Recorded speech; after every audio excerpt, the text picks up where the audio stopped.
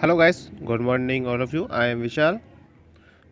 I welcome you on my YouTube channel Studypedia class. Knowledge is power, ये हमारी tagline है। तो channel को सब्सक्राइब कीजिए और बेल आइकन को दबा दीजिए ताकि आपको हमारी अगली वीडियो की नोटिफिकेशन हर बार मिल सके। तो आज हम डिस्कस करने वाले हैं द हिंदू न्यूज़पेपर और इसका एनालाइज करेंगे पूरा और इसका एडिटोरियल भी देखेंगे। तो आज है 10 जून 2021 और थर्सडे। तो पिछले दिनों में मैं न्यूज़पेपर नहीं डाल पाया क्योंकि कुछ इलनेस की वजह से। तो देखते हैं जो हमारा फर्स्ट आर्टिकल है वो रिलेटेड है हमारा एमएसपी के ऊपर, जो कि सेंट्रल गवर्नमेंट ने इम्पोज किए पीपल्स के ऊपर। तो सेंट्रल गवर्नमेंट ने अनाउंस किया है एमएसपी पर थोड़ा हाइक, जो कि पैडी के ऊपर, पल्सेस के ऊपर और ऑयल सीड्स के ऊपर है।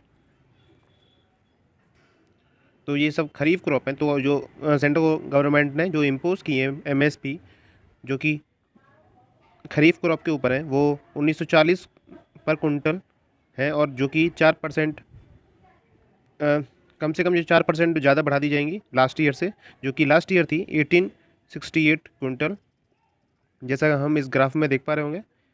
तो एमएसपी जो खरीफ क्रॉप के लिए 2021 और 22 का जो प्लान है वो कॉस्ट है वो ओवर 50% तक प्रोडक्शन हो सकती है। तो बाजरा, रागी, मेज़, तूर, मूंग और उर्द जो इनकी पर कुंटल कॉस्ट है ये यहाँ पर है, जो कि 1940 से मतलब 1000 प्लस से लेके 7000 माइनस के बीच में है इन सब की कॉस्ट। और जो रिटर्न मिल रहा है ओवर कॉस्ट पर वो 50, 60 और 80 के आसपास है अप्रॉक्सीमेटली। तो हमारे माइंड में पहले ये आएगा कि एमएसपी क्या है, तो एमएसपी के बारे में जानेंगे।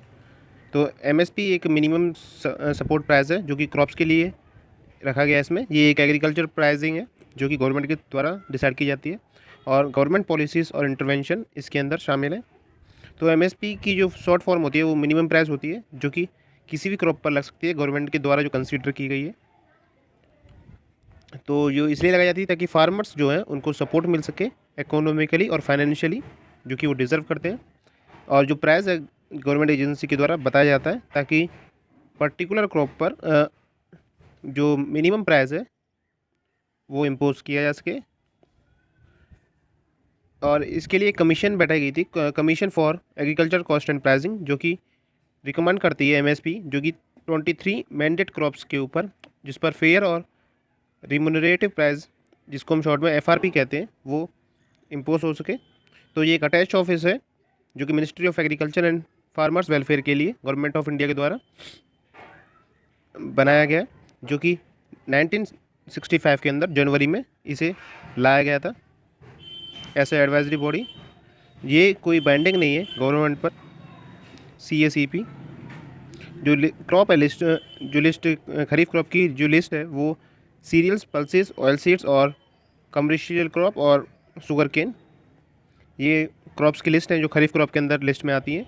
जैसे कि जो दालें हैं पैडी, वीट, बारले, ज्वार, बाजरा, मेज़ और रागी, ग्राम, उर्द, तूर, मूंग, उर्द, ऐसे ही ये सब जो सीड्स हैं ये लिस्ट में आती हैं क्रॉप्स की, जिन पर एमएसपी इम्पोज किया जाता है, मिनिमम सपोर्ट प्राइस, गवर्नमेंट के द्वारा। नेक्स्ट देखते हैं, स्वान vaccine nationalisation says United Nation General Assembly President elect. तो इसमें एक इंपॉर्टेंट बात जानने के लिए है कि यूनाइटेड नेशन जनरल असेंबली के नए प्रेसिडेंट इलेक्ट किए गए, जिनका नाम है अब्दुल शाहिद, जो इनकी ये पिक्चर है आप देख पा रहे होंगे। तो इन्होंने जो वैक्सीन की जो नेशनलाइजेशन, वैक्सीन का जो नेशनलाइजेशन करना है, उसकी वजह से कई कंट्रीज़ डिस्ट्रॉय हो सकती हैं क्योंकि जो पेंडेमिक है, इसीलिए।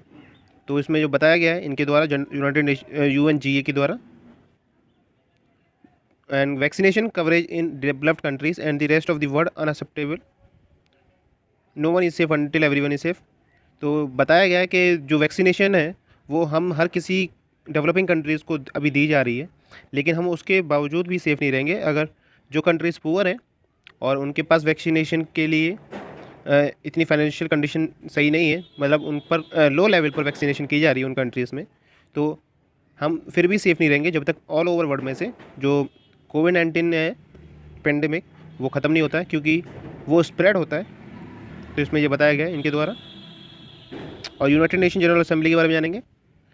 यूनाइटेड नेशन जो जनरल असेंबली है ये एक मेन डिलिब्रेट पॉलिसी मेकिंग और रिप्रेजेंटेटिव ऑर्गन है यूनाइटेड नेशंस का, जिसमें 193 मेंबर स्टेट्स हैं ऑल ओवर वर्ल्ड, जो कि यूनिवर्सल जो रिप्रेजेंटेटिव है इसका वो यूनाइटेड नेशन है।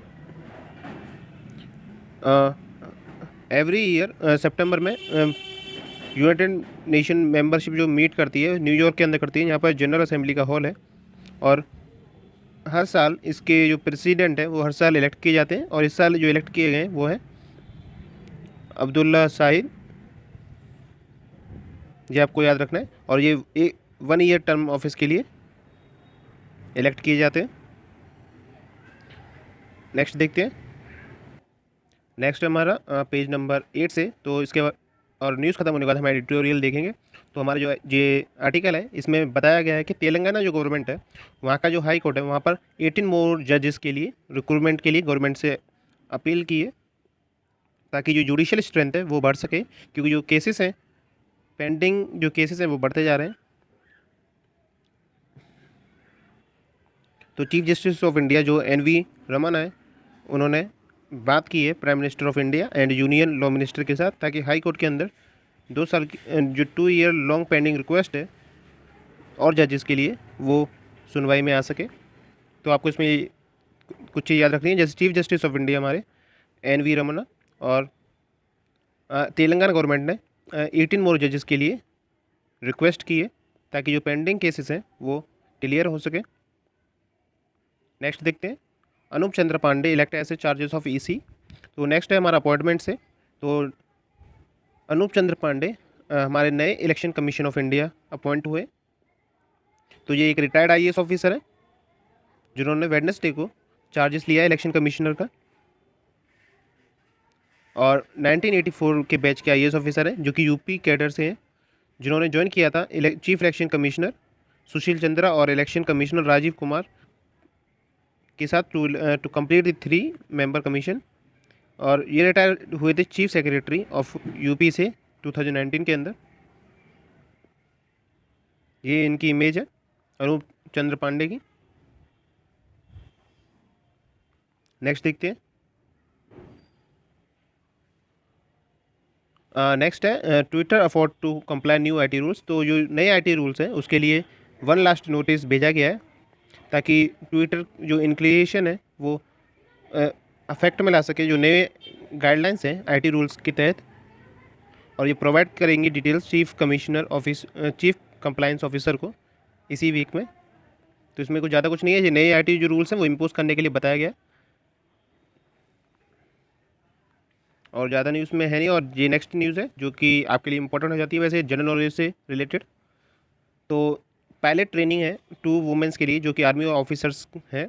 तो ये फर्स्ट टाइम है जो कि आर्मी एविएशन क्रॉप्स के अंदर 2 वुमेन ऑफिसर्स को सिलेक्ट किया जाएगा, ताकि उन्हें अंडरगोइंग ट्रेनिंग में हेलीकॉप्टर पायलट ट्रेनिंग दी जाएगी, ऐसा आर्मी ने बताया, इंडियन आर्मी ने। और दे वो trend by the army aviation training school जो कि नासिक में सिचुएटेड है। और सेलेक्टेड वुमेन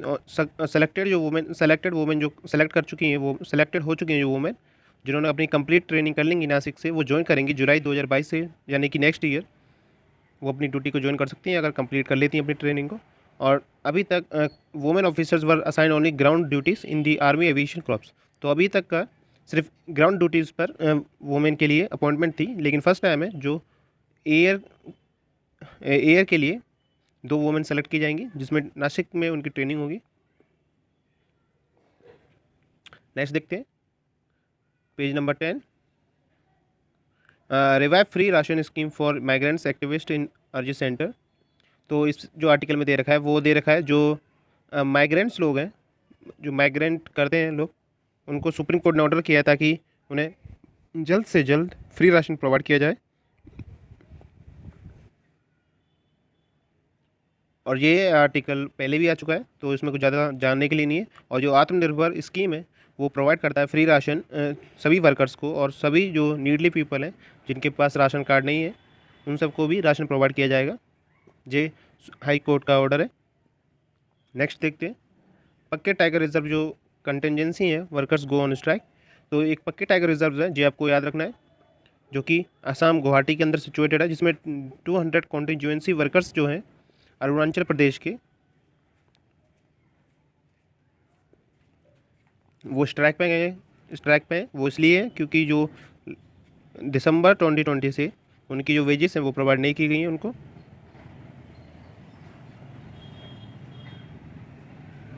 और इसमें ज़्यादा है नहीं है, इतना बस ध्यान रखना कि स्ट्राइक पर है क्योंकि उनको वेजेस प्रोवाइड नहीं की गई हैं। नेक्स्ट देखते हैं। हाँ, अब हम सीधे वर्ल्ड न्यूज़ पे आते हैं। तो वर्ल्ड न्यूज़ में जो हमारा पेज नंबर 13 है उसमें पहली जो हमारा आर्टिकल है वो यूएस से है।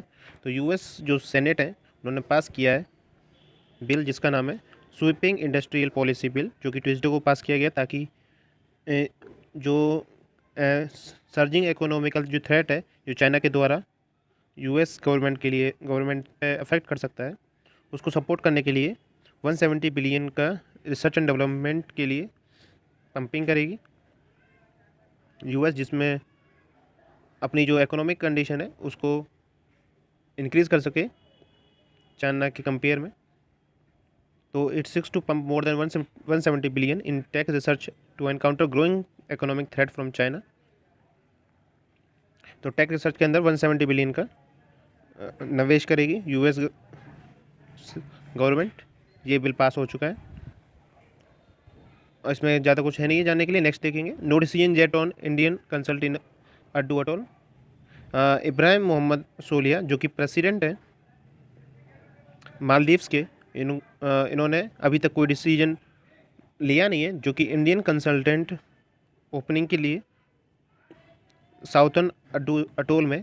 तो इसमें जो बताया गया है सिर्फ इतना है कि एक प्लेस है जिसका नाम है अड्डू अटोल जो कि मालदीव्स में है। वहाँ पर एक इंडियन कंसल्टेंट का ऑफिस ओपनिंग करनी थी इंडियन कंसल्टेंट की। उसके लिए अभी मालदीव्स गवर्नमेंट ने कोई भी डिसीजन नहीं लिया है ताकि ओपन कर सके। और इसमें ज़्यादा कुछ नहीं है। और जो डिसीजन है वो यहाँ के प्रेसिडेंट इब्राहिम मोहम्मद सोलिया लेंगे। ये इनकी फिगर है, फ़ोटो, और इनका नाम है इब्राहिम मोहम्मद सोलिया। और इनकी जो स्ट्रेटेजिक लोकेशन है इंडियन ओशन में वो सेकंड लार्जेस्ट है आर्पिलांगो में, जो कि होम है 30,000 लोगों का मालदीव्स का, और जिसमें इंडियन गवर्नमेंट के जो सोर्सेस हैं वो फेमिलियर हैं मालदीव्स के हेल्प के साथ। नेक्स्ट देखते हैं। नेक्स्ट है विज़िट के ऊपर। तो एर्डोगन विज़िट करेंगे कराबाख को, जो कि रीज़न है अज़रबैजान का, जो अज़रबैजान ने जीता है। तो इसमें सिंपल सी बात यह है कि जो तुर्किश प्रेसिडेंट है रेसेप तैयब एर्डोगन, जो कि विज़िट पर जाएंगे अज़रबैजान में ताकि सेलिब्रेट कर सकें विक्ट्री को जो कि आर्मेनिया के ऊपर करी है अज़रबैजान ने। तो आपको इसमें बताना है आर्मेनिया और अज़रबैजान की कैपिटल क्या है और तुर्की की कैपिटल क्या है। तो ये विज़िट इसलिए कर रहे हैं क्योंकि जो लास्ट ईयर जो वार हुई थी, ब्रीफ वार हुई थी, उस पर डिस्प्यूट हुआ था नगोर्नो और कराबाख के ऊपर, जो कि अब अज़रबैजान ने जीत लिए। इसलिए जो टर्किश प्रेसिडेंट है वो विज़िट पे जाएंगे अज़रबैजान की टूर पर। और जिसमें जो हेल्प की गई थी वो टर्किश कॉम्पैक्ट ड्रोन्स की गई थी और अदर वेपन्स के द्वारा ली गई थी, जो कि अंकारा के द्वारा लिए गए थे। नेक्स्ट देखते हैं। नेक्स्ट है quad vaccine partnership goal stick on track. तो यूएस ऑफिशियल ने बताया है कि जो क्वाड वैक्सीन है उसके लिए पार्टनरशिप जो है क्वाड की मेंबर्स की, वो अभी भी गोल है उनका ताकि जो गोल है वो प्रोड्यूस कर सकते हैं 1 बिलियन वैक्सीन 2022 के एंड तक, ताकि सबको वैक्सीनेशन प्रोवाइड की जा सके। इसमें और ज़्यादा कुछ नहीं है। और क्वाड के बारे में अलग से एक वीडियो जो मैं आपको ऊपर जो एक आई बटन से आ रहा होगा उसमें आपको क्वाड की वीडियो मिल जाएगी। और इसके बारे में और बता देता हूँ कि क्वाड के अंदर 4 कंट्रीज आती हैं, इंडिया, ऑस्ट्रेलिया, यूएस, जापान, जो कि स्टेबलाइज की गई थी 2007 में। और ये बनाई किस लिए गई थी बस इतना बताएंगे। ये बनाई इसलिए गई थी क्योंकि जो चाइना की जो ग्रोइंग पावर है वो पाकिस्तान, श्रीलंका, मालदीव्स और म्यांमार और बांग्लादेश के अंदर और इंडियन ओशियन में जो मिलिट्री और इकोनॉमिक एक्टिविटीज़ हैं वो चाइना की ज़्यादा बढ़ती जा रही थी। इसलिए जो क्वाड की जो फ्रेमवर्क है वो बनाया गया। और इसकी जो फुल फॉर्म है क्वाड की वो है क्वाड्रिलेटरल सिक्योरिटी डायलॉग। इसमें और वीडियो देख सकते हैं। नेक्स्ट है UP favour GST reduction in essential for covid care. तो यूपी गवर्नमेंट ने जो जीएसटी है वो जो कम करने के लिए कहा था, कोविड-19 जो एसेंशियल इक्विपमेंट हैं उनके ऊपर, वो यूपी हमारा जो उत्तर प्रदेश उत्तर प्रदेश है उन्होंने जीएसटी रिडक्शन के लिए फेवर में किया है कि जो एसेंशियल इक्विपमेंट है उनके ऊपर जीएसटी इम्पोज नहीं की जाए। नेक्स्ट है aim to vaccinate 70 crore by सितंबर। तो फाइनेंस मिनिस्टर ने बताया है, मिनिस्ट्री ने बताया कि जो स्ट्रॉन्ग पेच है वैक्सीन की 70 करोड़ लोगों की, जो कि फर्स्ट डोज दिया जा सकता है सितंबर तक, ये कोविड-19 इम्यूनिटी से लड़ने के लिए बहुत ज़रूरी है। तो सितंबर तक 24/7 वैक्सीनेशन प्रोवाइड की जाएगी 70 करोड़ लोगों को, ताकि जो वैक्सीनेट है लोगों को की जा सके। अब सीधा हम चलते हैं एडिटोरियल पर। नेक्स्ट हमारा जो हमारा फर्स्ट एडिटोरियल है वो है एट होम। तो फर्स्ट एडिटोरियल में जो बताया गया है वो जे एडिटोरियल पहले भी आ चुका है, तो एडिटोरियल के बारे में जानेंगे। तो एडिटोरियल में इसमें बताया गया है कि जो कोविड-19 पैंडेमिक की वजह से जितने बच्चे ऑर्फन हो गए यानी कि अनाथ हो गए, जिनके both parents mom and dad, mummy और पापा ख़त्म हो गए, उनको गवर्नमेंट के द्वारा कंसेशन दिया जाएगा और उनको अडॉप्ट किया जाएगा, ऐसा गवर्नमेंट ने बताया है।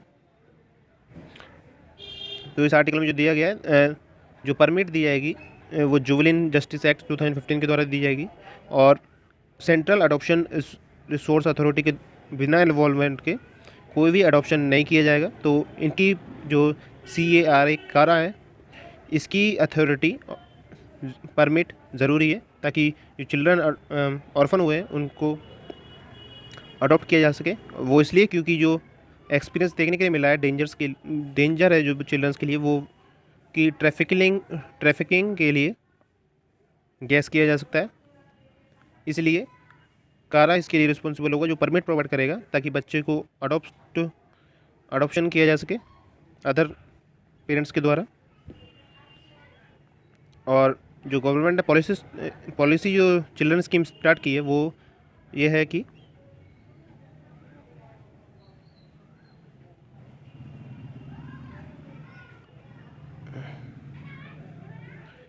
पीएम केयर्स फॉर चिल्ड्रन, जो कि ऑर्फन चिल्ड्रंस के लिए जो कि कोविड-19 की वजह से हो गए हैं। और ये सुप्रीम कोर्ट ने ऑर्डर किया है सभी डिस्ट्रिक्ट अथॉरिटीज़ को ताकि अपलोड कर सकें सभी चिल्ड्रंस की डिटेल्स को, जो कि protection on national commission for protection of child rights के अंतर्गत आते हैं। और ये पोर्टल है बाल स्वराज, और जो कि चिल्ड्रन के बोथ पेरेंट्स और लीगल गार्डियंस कोविड-19 की वजह से जिनकी डेथ हो गई है उनकी जो ऑल ओवर नंबरिंग है वो 577 है, जो कि आइडेंटिफाई करते हैं अभी कंट्री में। और यहाँ पर रिस्क भी है जो कि चाइल्ड ट्रैफिकिंग का है। तो इनको कॉर्पस के लिए 10 लाख रुपीज़ दिए जाएंगे, जो कि पीएम केयर फंड के द्वारा प्रोवाइड किए जाएंगे जब तक कि वो 18 ईयर्स के नहीं हो पाते, और ये इंस्टॉलमेंट में मिलेंगे 5 साल के लिए जब तक कि वो 23 ईयर्स की एज को रीच नहीं कर लेते। जो एजुकेशन है जो चिल्ड्रन को प्रोवाइड की जाएगी वो केंद्रीय विद्यालय और प्राइवेट स्कूल्स में की जाएगी, जो कि हायर सेकेंडरी लेवल के स्कूल होंगे। और जो हेल्थ केयर स्कीम है वो 5 लाख का हेल्थ इंश्योरेंस कवरेज करेगी, जो आयुष्मान भारत स्कीम के अंदर होगा जब तक कि बच्चे तो 18 ईयर्स के नहीं हो जाते। और नेक्स्ट देखते हैं, इसकी जो वीडियो है मैं अलग से प्रोवाइड करूँगा आपको बनाकर। नेक्स्ट देखते हैं, encourage the political will shows G7 to ensure fairness in revenue sharing in good agree। तो फाइनेंस मिनिस्टर जो है इसमें G7 के बारे में बताया गया। तो G7 जो है वो global minimum corporate tax rate के ऊपर है ये आर्टिकल एडिटोरियल। तो ये न्यूज़ में इसलिए है क्योंकि जो G7 है उन्होंने लैंडमार्क जो global minimum corporate tax rate है वो रीच कर लिया है, और जो वर्ल्ड वाइड डील के बेसिस पर जो एग्रीमेंट बनाया गया है वो इसके ऊपर है। तो आपको इसमें कुछ चीज़ें याद रखनी है, जैसे कि जो G7 है वो 1975 में बनाया गया था, जो कि एक इंटर गवर्नमेंटल ऑर्गेनाइजेशन है, और G7 के अंदर इंडिया हमारा आता नहीं है, आपको याद रखना है क्योंकि, और G20 के अंदर इंडिया हमारा आता है। तो G7 के अंदर जो कंट्रीज़ हैं वो UK, Canada, France, Germany, Italy, Japan और USA है, और G7 में इंडिया है नहीं है जी, आपको याद रखना है।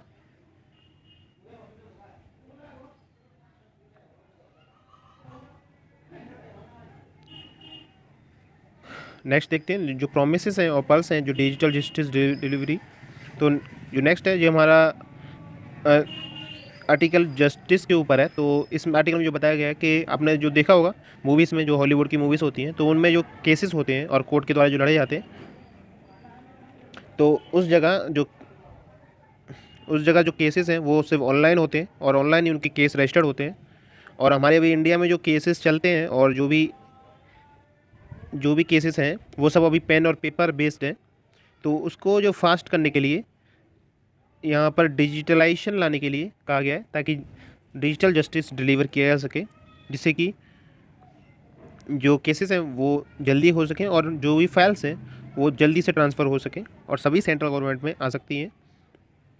तो ऑल ओवर जो रोल है, जैसे इंडिया के जो कोर्ट हैं वो भी फर्स्ट डिलीवरी ऑफ जस्टिस के लिए अभी काफ़ी समय लेते हैं, जिसकी वजह से डिफ़िकल्टीज़ आती हैं ऑर्डिनरी केस पे भी। तो अभी तक 2020 जून 2020 के मुताबिक अभी तक 3,27,00,000 केसेस जो पेंडिंग में है अभी इंडियन कोर्ट में, और जिसमें से जो 30 साल पुराने केसेस हैं उसमें 85,000 केसेस हैं जो कि अभी पेंडिंग में, और आधे लोग इसमें जा चुके होंगे जो कि केस अभी कंप्लीट भी नहीं हुए। तो टेक्नोलॉजी आने की वजह से जो रिवोल्यूशन आएगा इंडियन कोर्ट्स में, वो ऑपरेट कर सकता है वो सिर्फ तभी ऑपरेट कर सकता है जब वो कॉन्स्टिट्यूशनल फ्रेमवर्क को, फंडामेंटल राइट्स ऑफ सिटीजन को फॉलो करता हो। अगर ई कोर्ट जो प्रोजेक्ट है, अगर वो ई कमेटी के द्वारा, सुप्रीम कोर्ट के द्वारा रिसेंटली रिलीज़ किया गया है ताकि ड्राफ्ट कर सके विज़न को, जो डॉक्यूमेंट है फेज़ 3 के ई कोर्ट प्रोजेक्ट में। और जो फेज़ 1 और फेज़ 2 है वो डिजिटलाइजेशन की जुडिशरी में ई फिलिंग और ट्रैकिंग और केसेस जो ऑनलाइन है और अपलोडिंग जजमेंट है वो सभी अगर ऑनलाइन होता है तो जो स्पीड है केसेस को क्लियर करने की वो बढ़ जाएगी।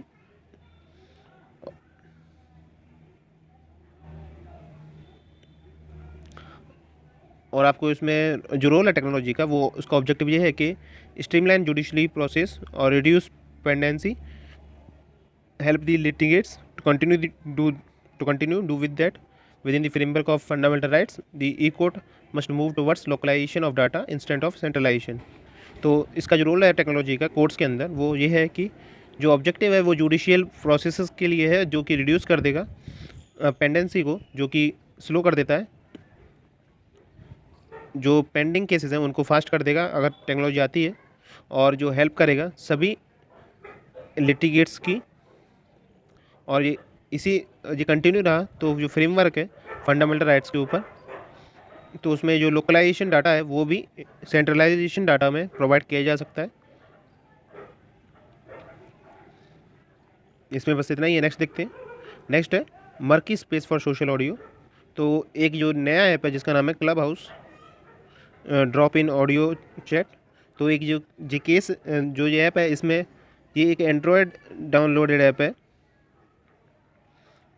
जिसमें कि लोग एक दूसरे से बात कर सकते हैं, और एक प्लेटफॉर्म है जैसे कि फेसबुक, इंस्टाग्राम, टिकटॉक, व्हाट्सअप और यूट्यूब है उसी तरीके से, जिसमें आप टेक्स्ट, इमेज और वीडियो और तीनों को कंबाइन करके वर्क कर सकते हैं। तो इसके अभी तक 2 मिलियन एंड्रॉयड डाउनलोड हुए, और जो कि देखा जा रहा है कि जो लॉकडाउन में कई सारे ऐसे ऐप हैं जो कि बहुत ज़्यादा ट्रेंडिंग में आए थे, लेकिन जो एंड टू एंड इनक्रिप्शन है वो इसमें कम देखने के लिए मिला है, जिसकी वजह से